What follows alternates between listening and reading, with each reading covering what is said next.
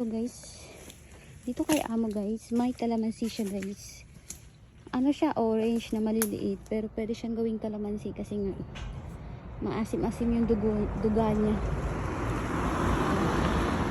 Ayun na guys, malalaki na sila. Ito, parang kalamansi na. So mangunguha tayo.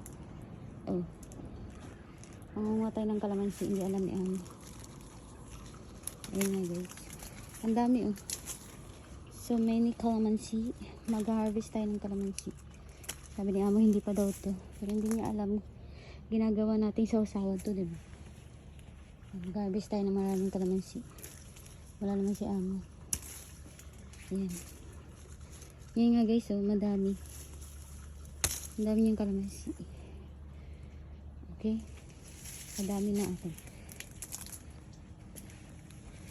Kalat dito ta guys. Pag sa farm talaga magulo ang mga gamit.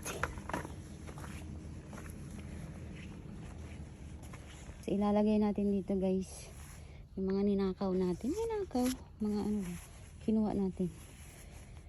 Medyo malalaki na siya, medyo matamis-tamis na to kasi mag-orange na siya, yung maliliit na orange.